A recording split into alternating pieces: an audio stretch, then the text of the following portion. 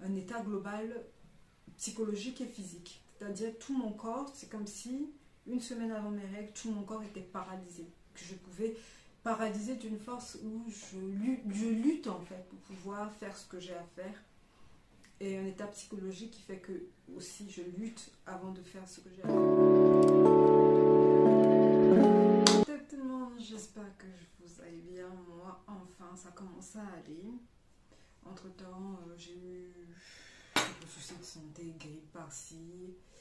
Et je suis en ce moment en train d'expérimenter quelque chose dont je parlerai, toujours lié à mon état de santé et à mon état émotionnel, ce qui implique, ce qui agit en même temps sur les fibromes. Il ne faut pas croire, hein, les fibromes aussi, c'est le corps et l'émotion qui s'expriment d'une façon ou d'une autre. Donc je suis en train de travailler là-dessus.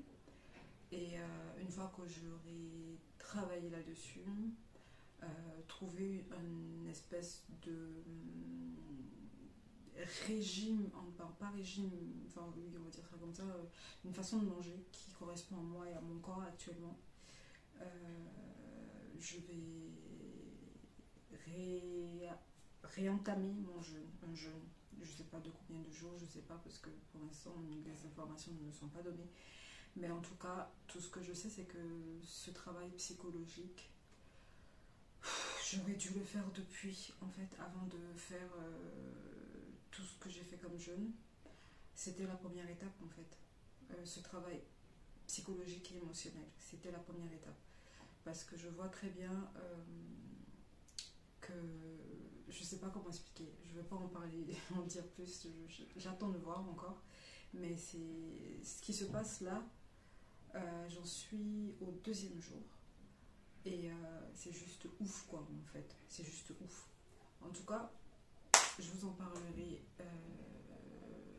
ouais, je vous en parlerai peut-être d'ici 1 mois ou 2 mois, la fin du protocole. En même temps, je profite pour me remplumer un peu pour pouvoir jeûner correctement après. Remplumer un peu. Remplumage, voilà, bref, il faut. Parce que je sais que probablement, même si le jeûne que je vais entamer après le programme, ça va probablement être un jeûne long. Je ne sais pas de combien de jours, on verra bien. Bref, après ce blablatage, j'aimerais vous parler de mon embolisation. C'est quand je vous dis j'ai disparu complètement, en fait, j'ai disparu pour pouvoir vraiment trouver une solution définitive à mes soucis de santé, pour pouvoir être libre, créer, développer ta renaissance. J'ai tellement de projets en fait que les fibromes me ralentissent énormément. Vous ne pouvez pas savoir à quel point ça me ralentit, à quel point je me bats tous les jours en fait. C'est un combat de tous les jours qui me prend tellement d'énergie, ça me prend tellement d'énergie que je me suis dit, tant que j'aurais pas trouvé de solution à ce putain de truc, je suis désolée de mon terme, YouTube va probablement mais bref, c'est pas important. Je ne me voyais pas consacrer le peu d'énergie que j'ai à YouTube ou à autre chose en fait. Déjà j'avais ta renaissance, j'ai repris ma passion, moi j'appelle ça ma passion, mon boulot de pâtissière à mi-temps, j'avais repris à mi-temps, je le fais toujours à mi-temps, pas à mi-temps même à temps partiel, ça fait même pas du mi-temps, bon, bref on s'en fiche, et le peu d'énergie que j'avais besoin de le consacrer en fait à trouver une solution définitive à mon souci parce que ça me prend tellement d'énergie, et là vous savez pas à quel point, bientôt je vais avoir mes règles, et avant de commencer le programme, j'étais juste dans un état pas possible, et là depuis 2 jours, ça va beaucoup mieux. J'ai eu l'énergie de prendre ma caméra et de me filmer et de vous parler, de faire une vidéo, de l'hésiter, de la poster, donc ça veut dire beaucoup de choses. À la veille de mes règles quand même, je suis censée les avoir demain, bon bref. Donc j'ai fait ce qui m'a conduit à faire une embolisation. Donc une embolisation c'est quoi? La plupart des personnes, c'est dommage qu'on ne soit pas informé à tout ce qui est embolisation. Moi, la première fois que je suis partie voir un médecin, Il m'a parlé d'opérations, de plein de trucs, mais il m'a jamais parlé d'une solution, d'autres solutions, comme l'embolisation qui est plutôt, comment dire, moins invasive que de se faire opérer. D'accord? Il m'en a pas du tout parlé. Et je trouve qu'on n'en parle pas assez sur les réseaux, où il n'y a pas beaucoup de témoignages là-dessus. Moi, quand j'ai voulu faire mon embolisation, il y avait une Taïna qui m'avait renseigné un peu parce qu'elle avait fait. Et au début, je n'avais pas compris ce qu'elle disait. Bon, bref, on s'en fiche. Mais moi-même, je me suis renseignée. Et du coup, l'embolisation, c'est quoi? L'embolisation, c'est une méthode, en fait, une technique qui est réalisée par un radiologue le concept, c'est quoi? C'est, moi, comme je dis, le concept, c'est faire jeûner les fibromes. D'accord? À un jeûne de longue durée. Mais par contre, si vous en avez plein, c'est compliqué en fait. Ils peuvent pas. Le principe, c'est ils vont mettre des petites billes en fait pour aller boucher les artères des fibromes, là où ils sont vascularisés en fait. Quand le sang ne va plus sur le fibrome, ce que fait le fibrome, c'est que il trouve plus de nourriture, donc il va mourir en fait à un moment donné. C'est ça le principe. Donc ils vont prendre des petites billes, ils vont aller poser en fait, boucher les artères des fibromes, en tout cas les plus gros. S'il y en avait plein comme moi, c'est les plus gros. S'ils en mettent un peu partout, l'utérus va mourir et bon bref, ça c'est autre chose. Donc de toutes les façons, ils peuvent pas faire tous les fibromes si vous en avez plein comme moi. Donc et ce qu'ils ont fait, moi, j'ai vu les petites billes. Par contre, moi, je leur ai dit, moi, c'est pas possible que vous mettez un truc dans mon corps sans que je ne vois la chose. Donc, c'est des petites billes, en fait, plein de couleurs, en fait. Il y a toutes sortes de couleurs, bleu, rose, voilà. Je pense que ces couleurs-là leur permettent de bien voir, parce que c'était vraiment fuchsia, quoi. C'est des couleurs pétard. Donc, ils vont le mettre pour aller boucher les artères des fibromes de façon qu'ils ne trouvent plus de nourriture. En guillemets, c'est ça. Donc, comment moi ça s'est passé? Normalement, c'est une intervention qui se passe en ambulatoire. Mais moi, j'ai d'autres soucis de sang. Ce qui fait que j'ai un protocole spécial, en fait. Ce qui fait que j'ai dû être hospitalisée 5 jours au lieu d'une journée, quoi. Enfin, au lieu d'un jour. Tout simplement. Donc, globalement, c'est ça. Quand vous avez 2 fibromes, moi, avant d'aller voir le médecin, j'en avais 3. Et ils n'étaient pas très gros. Franchement, ça allait. L'erreur que j'ai faite, c'est d'accepter l'opération parce que j'étais jeune et je ne savais pas, je ne me suis pas renseignée forcément sur ça. Voilà, il ne m'a même pas parlé de l'embolisation du tout. Je ne savais même pas ce que c'est en fait. Et je trouve dommage que les médecins ne parlent pas de toutes les solutions possibles en fait qui existent avant de faire un choix nous-mêmes en fait. Donc du coup j'ai été opérée et quand ils te disent c'est possible que ça revienne, mais en général ça revient toujours. En tout cas j'ai jamais entendu, je connais personne dans tous les forums que j'ai été, dans toutes les recherches que j'ai faites, les témoignages, il n'y a personne qui s'est fait opérer de fibrome et qui ne s'est pas revenu et que c'était la solution miracle. Mais ils continuent toujours à opérer. Bon, malheureusement, bon, bref.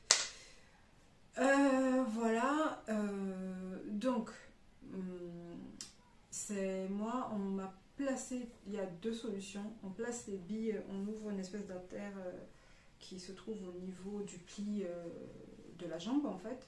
Ils vont placer les perles là, les billes là, ou soit ils vont le faire passer au niveau des aisselles. Voilà, c'est ça. Bon, après, qu'est-ce que ça a fait? Ça n'a rien changé, strictement rien changé à mon état, concrètement. Je saigne autant. Après, les douleurs, moi, j'ai vraiment pas de douleur spécifique en tant que telle, vraiment qui peut m'handicaper quand j'ai mes règles. C'est juste une sensation globale de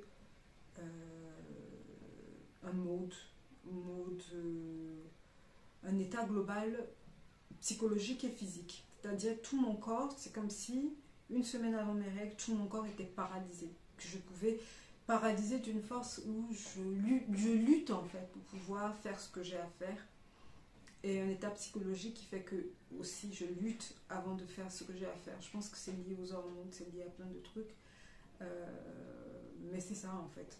C'est lié aussi à l'alimentation que j'ai toujours pas, la mienne en tout cas, qui me convient toujours pas. C'est pour ça que j'ai décidé de faire ce programme-là qui allie cet ensemble-là. Alimentation, état psychologique, trouver surtout après le jeûne une alimentation adéquate et la façon de manger, comment manger, à quelle fréquence manger. Tant que j'aurais pas trouvé ça, jeûner après, ça ne me servirait pas à grand chose parce que ça aussi j'en parlerai, le jeûne en lui-même ce n'est pas ça qui va guérir en fait. Pendant le jeûne, si le jeûne guérit, hein, pendant le jeûne on meurt, comme je dis, on ne s'alimente plus, on meurt petit à petit et les mauvaises choses meurent plus vite que les bonnes choses en fait. Moi j'englobe le jeûne comme ça. Et ça fait du tri, on meurt, l'organisme survit comme il peut, d'où le recyclage de tout ce qui est cellules un peu bizarroïdes qui se propagent n'importe comment, et on va se régénérer quand on va commencer à manger. C'est pour ça que pendant le jeûne, quand on voit la personne qui jeûne le jeûne, on se dit waouh, c'est violent, il ressemble à un mort vivant. Moi, au bout de 6 jours, 7 jours, tu me vois, en plus, je perds hyper vite. Et je prends très vite aussi. Je pense que je prends assez vite. Une fois que j'ai fini de prendre, j'arrête, je me stabilise. Mais je perds très très vite. Et ouais, ça peut être très très violent quand on te voit, surtout des personnes qui font des jeûnes longs. Et des personnes, tu les vois quand tu les connais avant et tu fais le après. Tu dis waouh, ils ont pris un coup de vieux, ils ont vieilli parce qu'ils sont en train de mourir. Le jeûne, c'est la mort quelque part et la vie à la fois en fait. On meurt et on vit à la fois. Moi, je pense que le rajeunissement ou la régénérescence, c'est ça, vient une fois qu'on commence à manger. Et c'est là où tout se joue. Commencer à remanger est plus important même en lui-même que le jeûne. Parce que les matériaux que vous allez mettre dans votre nouveau corps va être la base de tout en fait. Donc globalement c'est ça l'embolisation, pour pas utiliser des termes scientifiques, brièvement c'est ça. Donc si vous avez des soucis de fibrome, quand vous allez voir un médecin, demandez-lui, et si vous proposez une opération machin, demandez-lui s'il n'y a pas une solution alternative. Il y a une autre solution alternative aussi qui fonctionne assez bien sur des personnes qui n'ont pas beaucoup de fibromes, vraiment 2 ou 3 maximum, j'en ai entendu parler, mais avec surtout des petites tailles. C'est le laser, c'est la radiofréquence en fait. Je ne me rappelle plus du nom, quand je vais monter la vidéo, j'essaie de mettre le nom et des liens en bas. Ou des liens là ou là pour que vous allez vous renseigner. C'est une méthode en fait qui se fait aussi par un radiologue avec une machine, avec l'IRM, la machine, le truc qui fait l'IRM. L'objectif c'est d'aller en fait mettre une chaleur intensive par radiofréquence au niveau des fibromes de façon à pouvoir les tuer de l'intérieur. Donc si vous en avez plein, c'est pas possible. Si vous en avez des gros, c'est compliqué. Donc les meilleures candidates, parce que j'ai postulé, moi c'était même pas la peine, et ça se trouve à Bordeaux en fait. Donc les meilleures candidates pour ce type d'intervention, c'est vraiment des personnes qui n'ont pas beaucoup de fibromes et qui en ont de très petits en fait, avec 2 cm, 3 cm à peu près à la limite. Voilà, au moins vous pouvez, renseignez-vous bien. Moi quand j'en ai parlé à ma chirurgienne, elle ne savait même pas ce que c'était que la radiofréquence. C'est moi qui lui a dit qu'il y avait une méthode comme ça, de tenter de voir si je peux être acceptée ou pas, mais sinon ils ne sont pas non plus au courant de tout. C'est difficile leur métier, je comprends bien, ils sont dans leur métier, ils ont plein de patients, donc je ne pense pas qu'entre leur vie privée et leur vie professionnelle, ils aient vraiment le temps de rechercher à gauche, à droite s'il y a de nouvelles méthodes. Ça n'excuse pas, hein, mais quand même, prenez en charge votre santé en premier. Ne déchargez pas votre santé sur un médecin. Prenez en charge votre santé et le médecin est là pour vous guider. Pour moi, c'est ça en fait. Sur ce, je pense que j'ai assez blablaté. Si vous avez des questions, n'hésitez surtout pas. Et puis, je vous dis à très bientôt dans une nouvelle vidéo et à bientôt sur ta renaissance. Voilà, j'ai tellement hâte de reprendre Taïwan. J'ai tellement hâte. J'ai vraiment hâte. Allez, bisous.